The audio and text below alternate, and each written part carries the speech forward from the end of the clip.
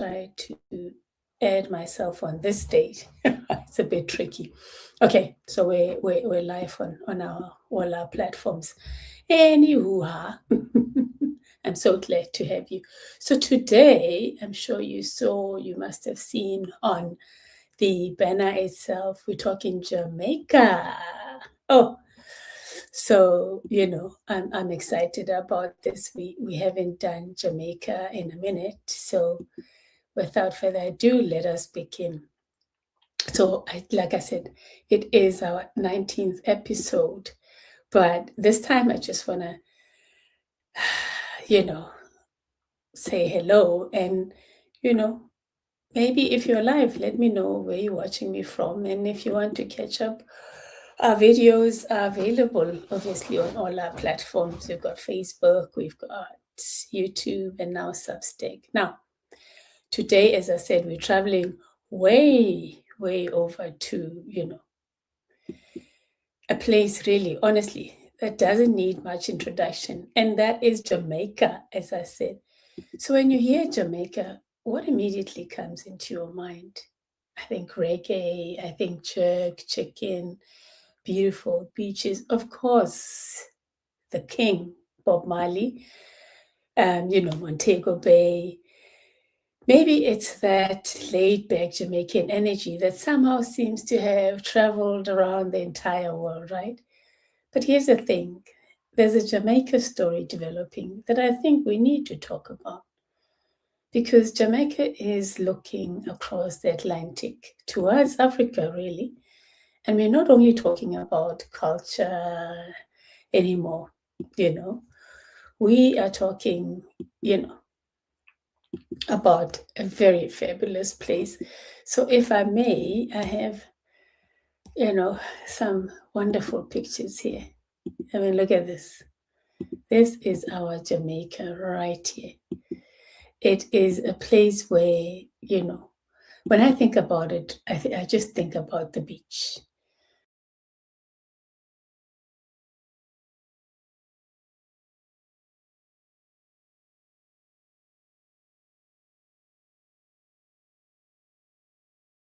And I always wanted to go back. I'm hoping in a few, years to come, I will be able to go. Yeah, in the future. So anyway, that is our Jamaica. Our Jamaica. I want to also cover the issue of what's happening, as I said, in Jamaica. You know, I mean, you know, uh, everyone is just looking at Africa and other places, but we want to be able to explore other countries that have African people and African influence culture, because we don't also want to dismiss what what we what we know about the place, or how people have experienced the place, right? Like Jamaica. Um, as I said, beautiful place, beautiful people, in my view, and the experiences that I've had are quite great. Always were supportive of South Africa. And I think, I'll tell you a story later. Let me just park there, because Bob Marley played such a huge role in my life when I was growing up, right? As I said, the energy, the food, the people. And as I said, and I alluded to it, Jamaica's story is now shifting to Africa, across the Atlantic. And we're not just talking about culture, we need to talk about millions of people that are experiencing this kind of shift.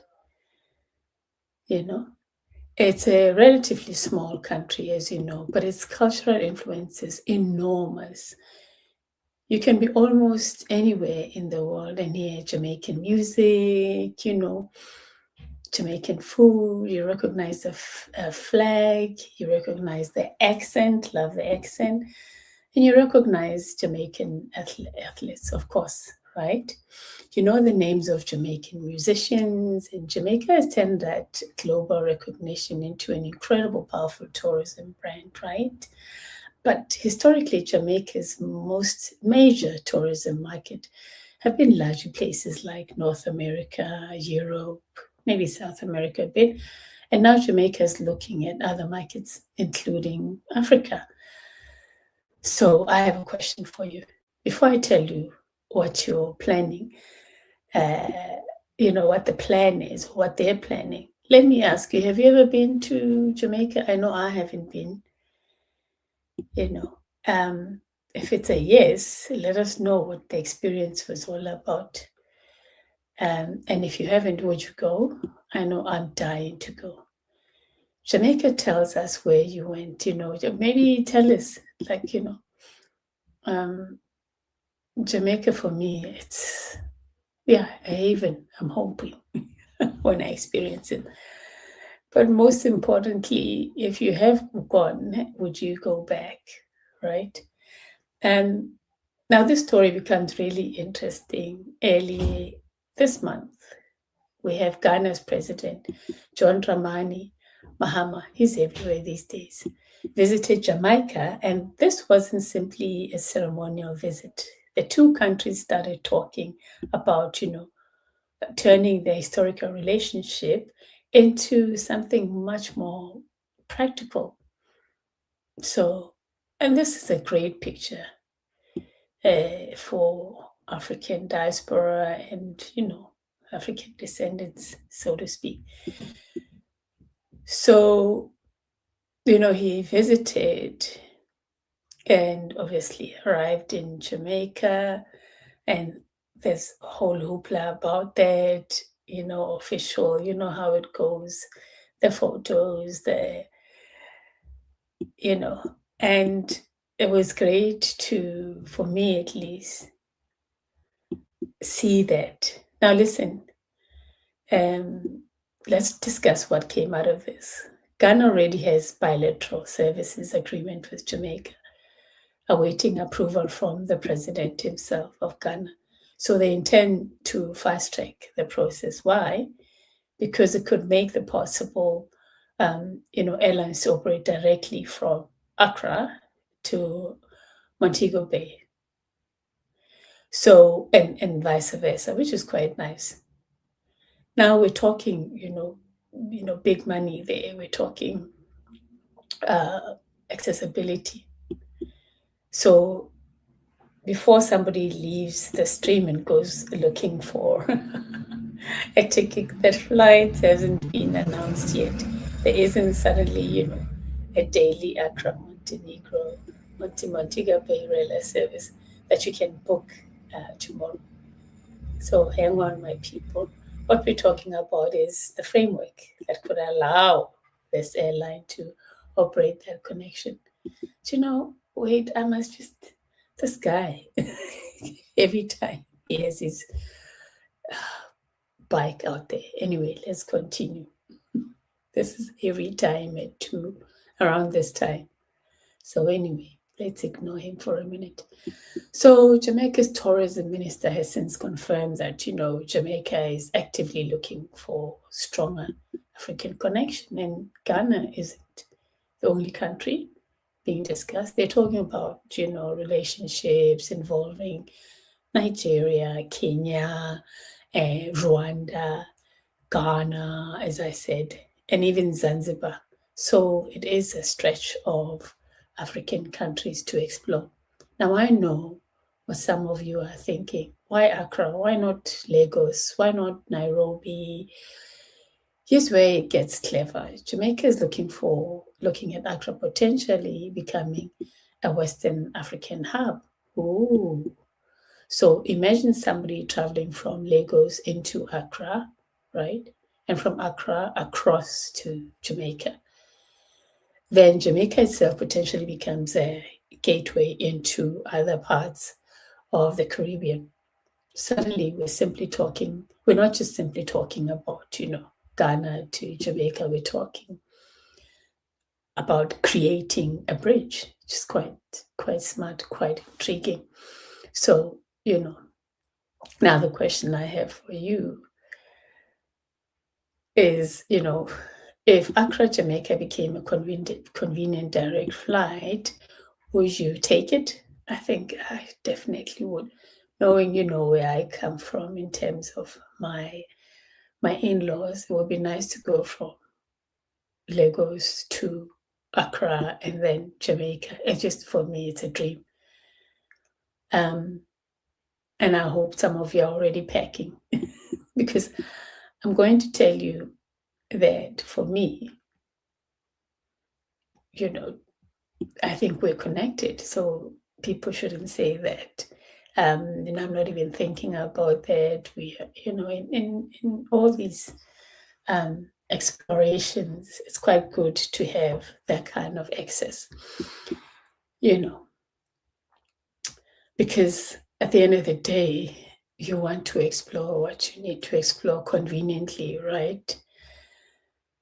So this is really the part of the story that I wanted to highlight, is that both governments are talking about something bigger and getting people onto beaches, tourism, trade, investment, good, education. So I must say, I think Ghana is one of those countries that really, their president, Mahama, is moving in terms of relationships beyond shared heritage and towards, a deeper economic cooperation, which is quite excellent. So Prime Minister Andrew Holness talked about Africa's growing middle class, because people who want to travel and experience the world, they also probably want to look at, well, I can go from Jamaica to Africa. Why not? Why shouldn't some of those travelers come here, right? And when I say here, sorry guys, I know that I'm based in the UK, but my allegiance is always out there. And obviously, there's another layer to this. The relationship between Africa and Jamaica isn't like Jamaica suddenly decided to target some completely unrelated new market. There is a history, there is ancestry, there's culture, there's diaspora connection, as I mentioned. And during this same, visit, President Mahama spoke in Jamaica about Ghana's efforts to strengthen pathways. And I think the guy is onto something here for connecting people of the African descent with their continent. So when we talk about connecting Ghana and Jamaica physically, there's something quite powerful about that. For generations, the Atlantic represented separation. And now we're talking about whether travel, business, and tourism can turn that same Atlantic into a bridge. We're talking tourism where we're talking businesses, we're talking investment, and most importantly, we're talking flies to get, we'll get your tea over there. Because today, we're asking, could Africa and Jamaica finally become easier to reach from each other? I think, and maybe let's connect through the story of mine, where when I think about Bob Marley, I think about my uncle that was in. I'm from South Africa, for those of you that don't know, but my uncle was in Robben Island with Mandelas of this world. Robben Island in Cape Town during apartheid, and he used to. When you got out, he had a lot of Bob Marley music, but he would also, when he was in, he would write us letters and he would reference Bob Marley, Buffalo Soldier, And that's how I feel very connected in some sort of ways about. And then when I was in college, my Jamaican friends, I mean, like I said, that's how I learned about jerk chicken. That's how I learned about the dances, and that's cool. It was cool. So, it's quite a lovely story about connecting Africa to the world, especially now, Jamaica. So, I think that was just something that I wanted to share with you all, because we're going to look beyond beaches now. We're going to be looking at exploring business opportunities, sharing ideas, and creating those type of platforms. It's sort of a movement between Africa and the Caribbean. So very happy for that move to be happening, especially now. Uh, you know, because we as definitely OT are just looking at connecting our people throughout the world, really. So, it's not just reducing countries into just the beach, the resort, the reggae. It's also about going in depth and understanding what the country can offer. Because as much as there's art, there's food, there's also business. And, there's a Blue Mountain, there's a whole country that's behind that postcard called Jamaica. And personally, if you're going to build stronger travel connections between Africa and the Caribbean, I want those experiences to go both ways. I want Jamaicans experiencing Accra, and I want Ghanaians experiencing Kingston. I want Nigerians going to Jamaica. I want Jamaicans visiting Lagos, not simply for tourism. People actually experiencing each other's cultures. And I look at, I like to watch on YouTube 154, and I see conversations are happening. And I'm going to tell you another story because I haven't spoken to you for a while. Is that my uncle, my late uncle, that died due to COVID, once said to us, my husband is Nigerian and I'm South African, that conversations between Black people need to happen because that's how you educate each other, not just about the struggles but you educate each other about the opportunities that lie ahead of you. Because our kids, really, some of them don't even want to hear about the struggle and how we got the years. It's good to educate them about the past, but the future is also just as important. So my big question to you, again, my people, is, and I really want your opinion. Why don't Africans and Caribbean people travel between our regions more? Is it a flight issue? Is it price? Is it visas? We simply don't make our destinations enough. We know enough, there's not enough reach, really. Or is it simply because, it's just, you're never quite interested, right? There's always the US or Canada. And let me know. Hit me up in the comments. So another thing is that that's movement. There's money, obviously, involved in that. This isn't just sentiment. Jamaica tourism industry wants new markets. The country's tourism leadership has explicitly talked about diversifying around its traditional North American and European markets. So Jamaica isn't only looking at tourists from Africa, they're talking about African investments and partnerships too. So imagine the opportunities.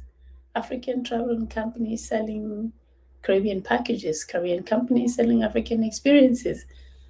I spoke to you about it. There's food, there's fashion, there's entertainment, there's conferences, hotels, investment. So good shift. That's when this, like I said, becomes much, much bigger. So I think this direct flight is more than just, us talking about the flight. It's more, there's layers to it. So do you know what I love about this story? For so long, African Caribbeans have talked about our connection. We talk about the shared history, the shared culture, the shared ancestry, shared music, but eventually connection has to become practical. Can we visit each other, friend? Can we trade with each other? Can our businesses work together? Can our students study together? This is good. Don't know why did it take so long? Can somebody in Accra say, I'm going to Jamaica, and actually get there without turning the journey into an international expedition? Maybe this flight happens. Maybe it doesn't. Maybe it starts small, but the conversation itself tells us something. Africa and the Caribbean are beginning to look at each other, not simply through history, but through opportunity. And that is the part that I'm going to keep watching, But before you go, I have one final question for you. If flights, visas, and money were completely taken off the table, would you choose Jamaica or Africa? And if you're choosing Africa, give me the country. I want to see those answers in the comment, my people. So, again, thank you so much for those of you that support this channel. I mean, I do this out of passion for Africa, passion for African descendants, and what the future looks like for Black people. So I love you for watching. Thank you, thank you, thank you. I will see you in the next one. Peace.